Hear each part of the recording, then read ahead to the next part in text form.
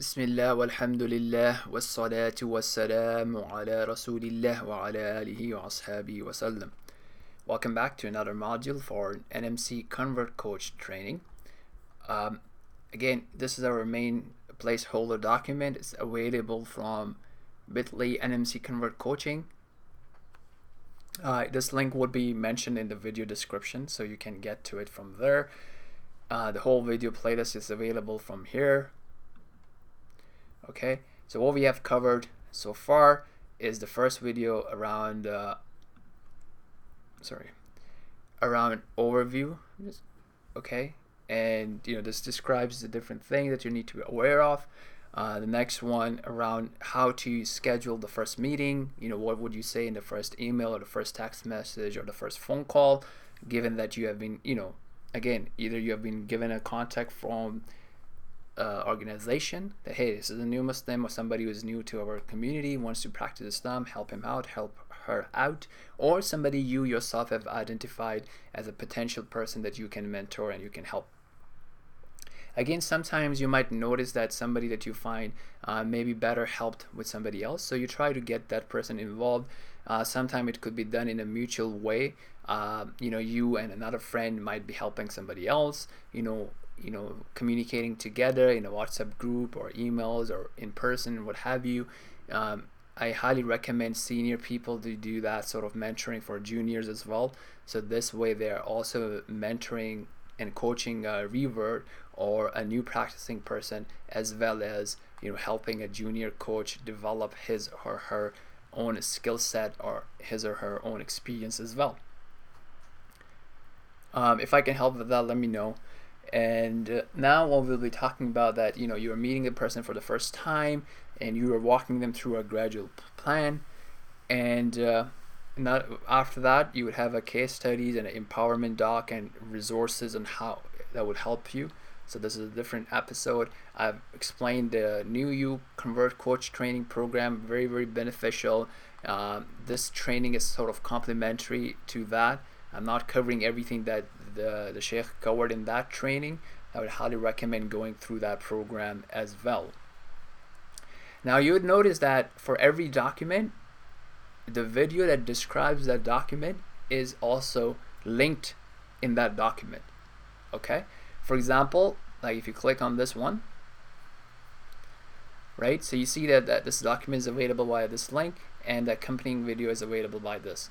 Okay, the reason I will be putting the accompanying video for the current video here. I will add the link once the video is uploaded. I will add it here. Okay, the reason for that is I don't think that we will be sharing this document or this video with a revert or a convert, right? Unless they have, of course, matured and going through their own stages and now they're themselves coaching and they're ready for self-help, right? Because we don't want to overwhelm people. So this document, this new Muslim Buddy program, this is something that I think we can share with the revert himself or herself as well. So that's why I'm not including the video link, although the short link for the document is included, but I'm not including the video link. Okay, just so that we're not overburdening the revert. Okay, now before that first meeting, remember part of that is going to be the same thing. It's the same sort of mindset that we had for our first engagement message, right?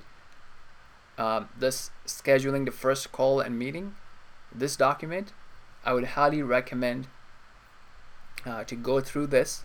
It will give you some sort of a mindset on what sort of mindset you want to develop for yourself and for the person that you're coaching, right? It talks about why it's important to coach, why it's important to keep an eye on our progress. So have a look at this as well. Again, if you refresh yourself before the meeting. Okay, take your own notes, provide feedback. Again, this is just based on my personal experience and the experience of people that I've talked to, right? So do your own research, do your own experimentation, tuning. If you want any feedback, you want some sort of advice, let us know. Okay, so now you're meeting the person for the first time, or having this formal meeting. So you're going through this program. So again, remind them as to what has happened, right? Remind them that it's first of all a favor of Allah that out of everybody else, Allah has chosen them. Okay, remind them of this, right? And now they need to protect this, this favor of Allah, and they need to be grateful for it, and they need to show care for it, because many people, they come in and they leave, right? This also happens because the person is not serious or was not given enough mentorship, or whatever reason, people do leave as well. So that's also a risk, right? It's kind of like the example that I used earlier, that somebody is woken up to the reality of their body, right? That, hey, you know what, I've been really not taking care of my body. I've been eating left, right, and center, and I've been putting in all the stuff in my body that's really, really not good for my body. I have not been exercising. I've been very lazy, a couch potato, and that's why I don't have energy. I can't experience the quality of life like somebody else, right? So this is for body. So somebody having that realization, if he or she does not have a proper program, a commitment, a coach, the right company, the right intention, and obviously first and foremost the facilitation from the creator himself, then they're very likely to go back to their old habits and nothing would change, right? The door of coming back is open. They can always come back, and this is something that we should encourage. So sometime you might be working with somebody and he or she wants to take a break, and I'm done with Islam, may Allah protect us all, but somebody might say like this and may not come. So keep in touch with them, occasionally send again, if it's not harming you, right? Protect yourself first. If it's not harming you, keep in touch with them, occasionally send them a message, casually meet up with them and see if they're, sometimes people come back as well. So this is something that would be your own judgment as well. Occasionally send them a reminder, a video, and what have you. Anyways, so you're trying to put this mindset in their head that, look, it's something that has to be followed up as well, right? So some of the things to remember is the destination, the purpose of the life and the body, and all the resources we have is for us to grow ourselves, worship Allah in the way that Allah wants us to worship, and that worship is designed based on the wisdom of Allah, to help us with our own spirituality, to help us with our own emotional needs, and to help us contribute to the society and make it a better place, a more just place, and so on and so forth. And that if we are successful with the mercy of God, the mercy of Allah, we will be ending it up in paradise, and this is our retirement place where we don't have to work, we don't have to worry about anything, and this is really, really a chill place, a vacation, a retirement with health and everything, right? But from the justice and wisdom of Allah, not everybody will be making there. So it's something that we have to really, really care for, just like and more than what we care for our bodies, more than what we care for our careers, more than what we care for our bank balance and our cars and our vacations and our retirement savings. And that now some things to remember, that learning is step by step, right?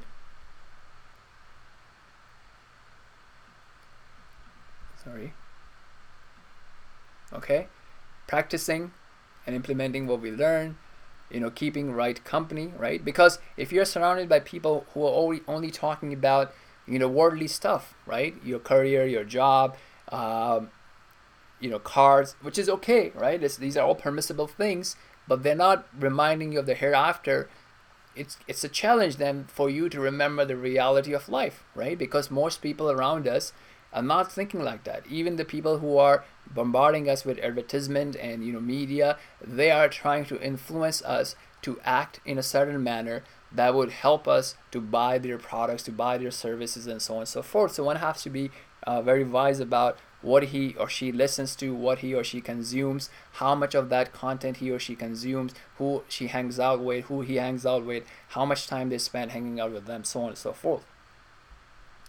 Also to realize that, look, it's not that everybody who says they are a Muslim are a perfect embodiment of all the Islamic laws, right? So you might see something, even like, I'm talking to, let's say, a new Muslim, you might see something from me that you may not like. You might disagree with me on something, which is okay. You don't have to agree 100% with every Muslim, right? Your job or your success is dependent on your love for Allah and your compliance to Allah. I'm just a facilitator.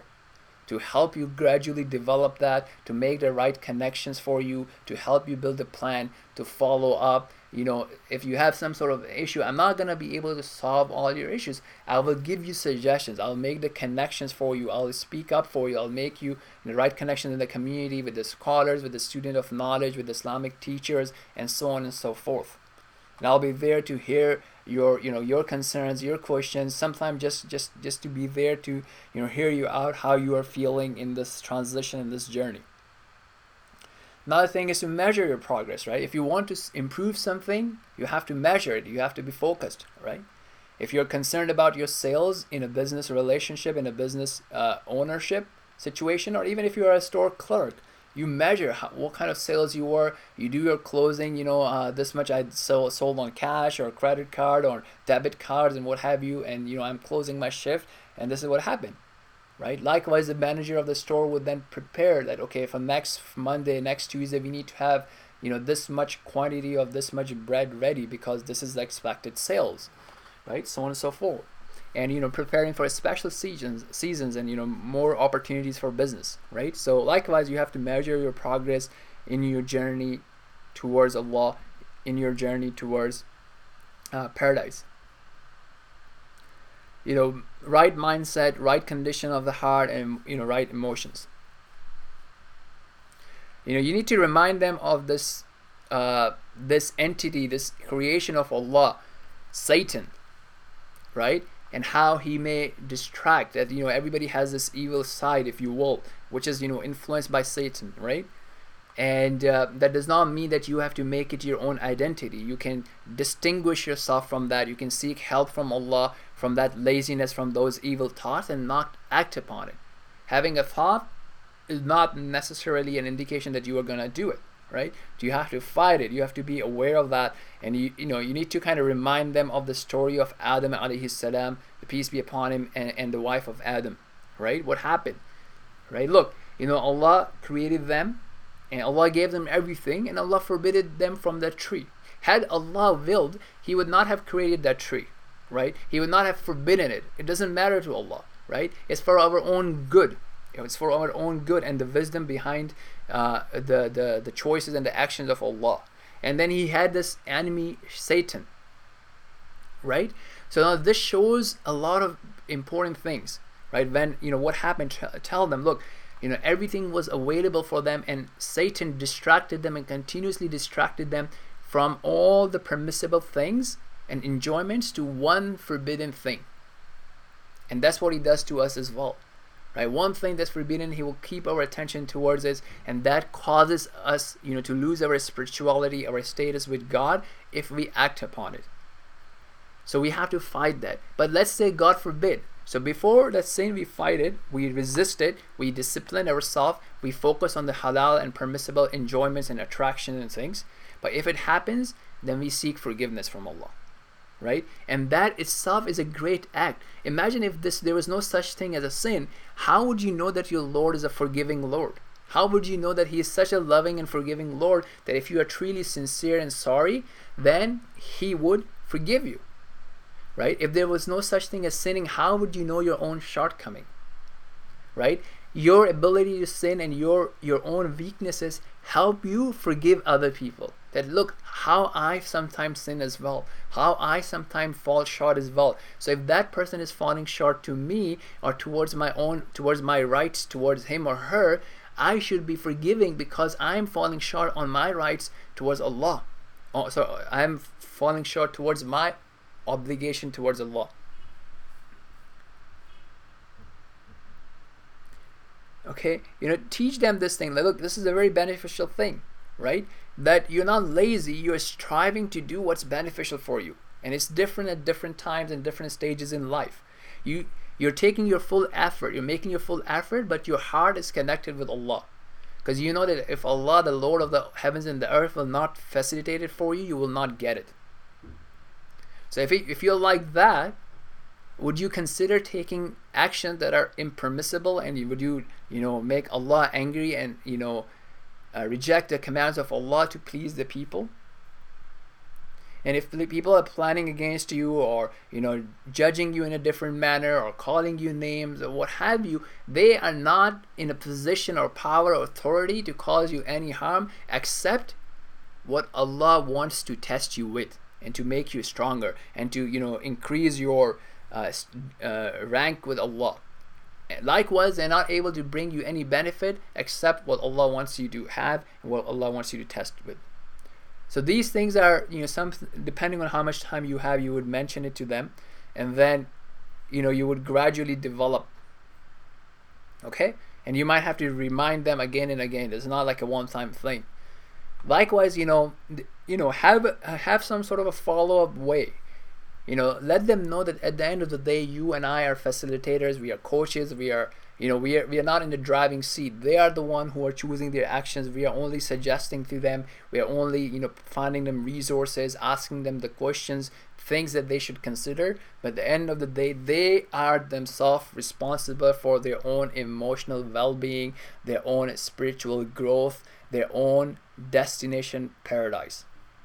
So here are some tips on how they can use the system with you or with themselves to develop good habits, right? They might start slow. They might start with certain things that are easy for them. So some of the things that you want to discuss with them are how frequently you would meet with them, in person or on a phone call or a WhatsApp message or on a daily basis, quick check, right? What can they commit to? Can they commit to praying once a week in the masjid, one prayer in the masjid, one prayer with the congregation, maybe attend a local lecture, or maybe dedicate 20 minutes or 30 minutes every other day to watch a lecture that you have recommended to them, because you would be gradually developing them. Again, there's a lot of content on YouTube. Not every content is suitable for every person. Not every content is true, right? So the first thing I would recommend is help them create an account at newmuslimacademy.org, right? Because as you see that they have they send out reminders via email or via social media about the current thing that is important for them to know. For example, if it's a special season, Ramadan, they will tell you about fasting. They'll tell you, pretty much every other month or so they have a webinar or a seminar around prayers, how to enjoy prayers, how to pray. And they have a lot of different online courses that are designed for new Muslims to go through. These courses are things that they can go through at their own pace, or they can go through with you. So for example, let me just take a look at it right now quickly. Right, so they have a lot of beautiful things. If you have any feedback for them, let me know as well. Look, there's a very interesting video that they have made. Abduhu wa rasuluhu. Giant weight has been lifted and he can breathe So I'm just showing you some snippets. like an answer to his prayer. Personally welcome you to the Academy and wish you success with your studies.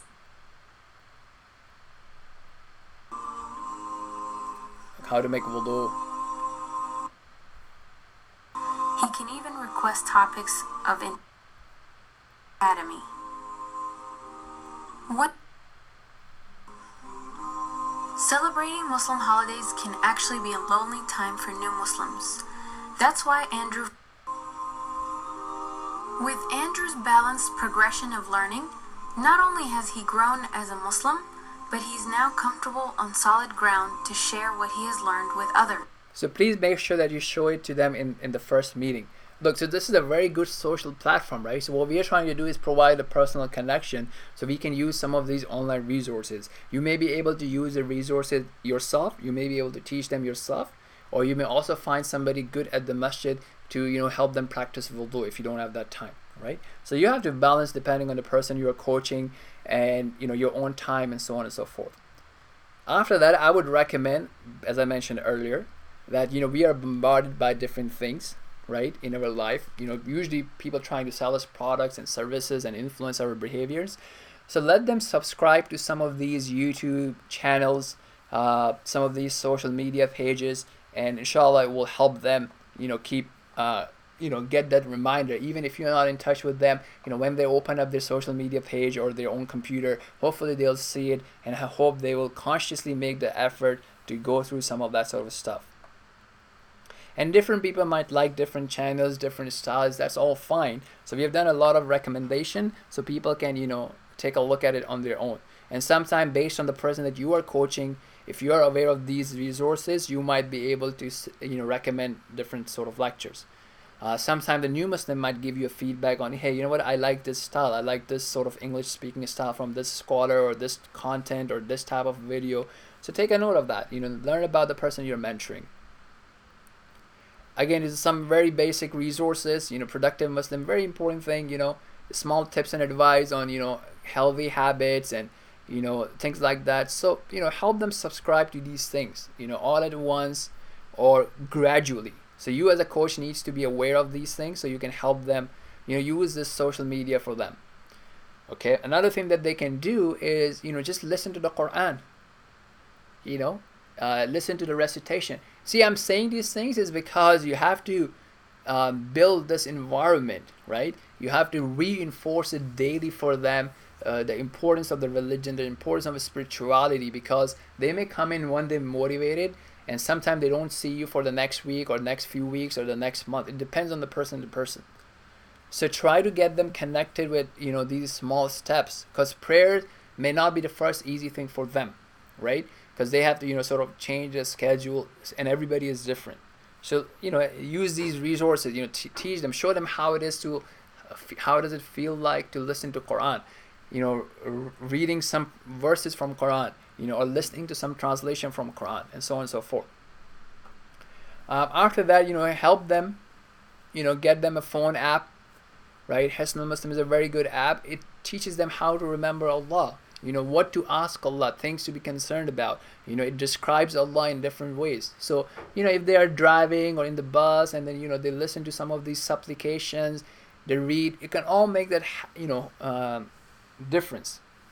So these are some of the basics things that you can do in the first meeting, right? If you have more time, then you can go into wudu and prayer, or you might do it in the next meeting. It really depends. In the beginning, I was like, okay, I gotta teach them how to pray, how to make wudu. These are the times for prayers, and I realized that this is really, really not a good approach for most people, right? Because some people take shahada while they're still exploring Islam. So you have to judge and see how much they're willing to give back, right? And also, let them come in tomorrow.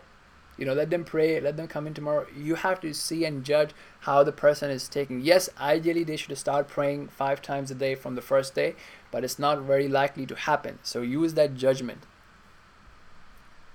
So this is the first thing. And again, you might have to revisit it as well after a few weeks, after a few months, get them additional subscription, and so on and so forth. The next one, about videos around cleanliness and prayers. So again, these hadiths are very important to remind them of. That why is these 5 prayers important? So now we are talking about the how. Right? So these are some resources that they can use, these pictures and videos, to teach them how to perform the ghusl, the full ritual bath, wudu. If you have any questions, let me know. I'm just showing you. It's all there for you. Right? Different types, different presentation style. You may pick something that you like. If you have feedback about any of those, let me know. If you find the people that you are working with like a particular style, let me know. It's good to know what's going on. It is how to perform prayers. Look, this is very important, right? Some people, you have to ask them, right? So sometimes I ask people, okay, what's going on? How are your prayers? And one person say that, oh, you know what, I don't know how to recite it, and I feel it's blasphemy if I do it wrong, or if I say the wrong thing or wrong pronunciation. So he hasn't been praying, right? And so if somebody's not praying, try to go to the underlying issue. Sometimes it may be this, sometimes it may be that they're concerned that they're not clean enough, they're concerned that the place is not clean enough. So you have to clarify, because many people come from various backgrounds, and they have various assumptions about cleanliness required for prayers and doubts. So help them, facilitate it for them. So this is something that you can teach them. Look, until you can look at the paper and then read from there. Know what Allahu Akbar means. what implication it has in your life, how it empowers you, that Allah is the greatest, Allah is greater than all my worries, He is in charge of all the affairs. What does Subhanallah means? What does Alhamdulillah mean? So Subhanallah, you are negating all negative and imperfection from Allah. That Allah is removed from negations, from any negative, such as being unjust, and any imperfection, such as needing sleep, or being able to see in the forward direction but not being able to see in the backward direction, limited hearing. Allah is far away from all these imperfection. And then Alhamdulillah means that all praises are for Allah.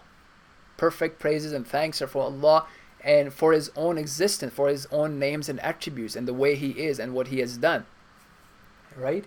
And then La ilaha illallah is that you're declaring that there's no one worthy of worship, deserving of worship except Allah, and that these are small words, but if they're coming from your heart, they will make immense spiritual progress for you and raise your status in front of Allah. So you use that in your prayers until you learn. You say this in every position.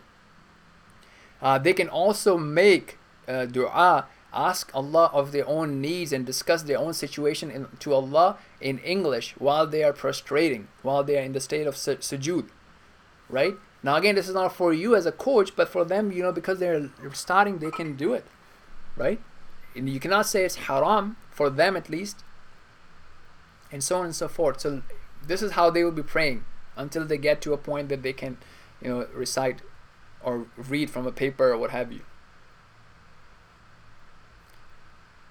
Okay, now this is again something that they can do, right? That sometime, so this is for, look, let's say they're at the stage that they're trying to pray 5 times a day, right? Now they're new, they're trying to schedule their thing, right? So what happens is they realize that it's already 4 p.m. or 3 p.m. and the time of Dhuhr has already passed. So what do? They pray their Dhuhr and then they pray their Asr. Likewise for Maghrib and Isha. Likewise, if they're praying their Dhuhr and they know that it's hard for them to pray Asr because some situation, it's not something that they want to take as a habit, but it's better in many situations to pray like that than not to pray in certain days. So they pray Dhuhr and Asr together and Maghrib and Isha together and Fajr separately. It depends on the person to person, right? We're just trying to facilitate a step by step for them. Some people are very, very cautious and confused about what does it mean to be clean. They are like, overly concerned, and so this text needs to be properly formatted. But inshallah, I'll do that later, or maybe one of you can help me do that. Okay, now help them to enjoy the prayers. So this has some link here. Some of this is what we describe in the resources and empowerment document, which is the next video that you will be watching. So this is it. That's what they would be doing in the first stages, listening to reminders, attending classes, being around with the community, going through the prayers. And, if you find somebody who's like, very motivated, because remember, we have scholars coming from reverse, right? So you have to keep an eye on the person you are coaching, right?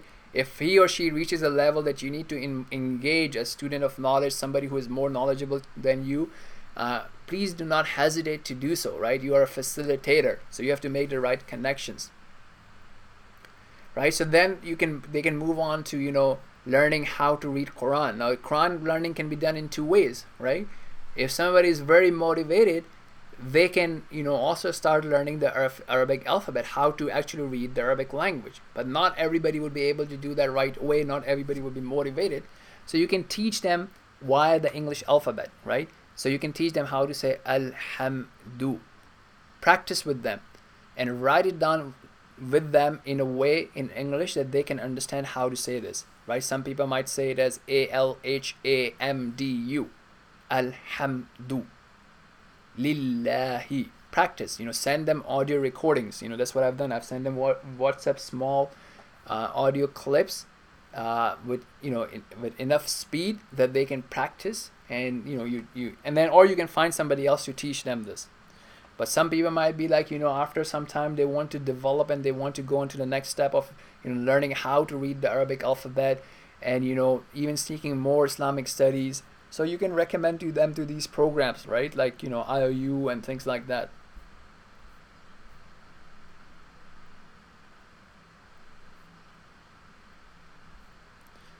So yeah, it's like that, right? I mean, this is how you would progress, you know, and you know, leave at that. Again, coming back to this overview document. So we have just covered this, and I will add the video link here once it's uploaded. The next video would be around this. I've already mentioned this. This is again supporting the document that I've already shared with you, and yeah, in a different video that you would see in this playlist. Right, so this is a playlist, and we might add more videos as we go along, but overall this is how I think the basic program would be, and then as we add more modules we will add it in this document as well. So subhanak Allahumma wa bihamdik ashhadu an la ilaha illa anta astaghfiruka wa atubu ilayk. May Allah subhanahu wa ta'ala make it beneficial. Thank you for your time and focus. Assalamu alaikum wa rahmatullahi wa barakatuh.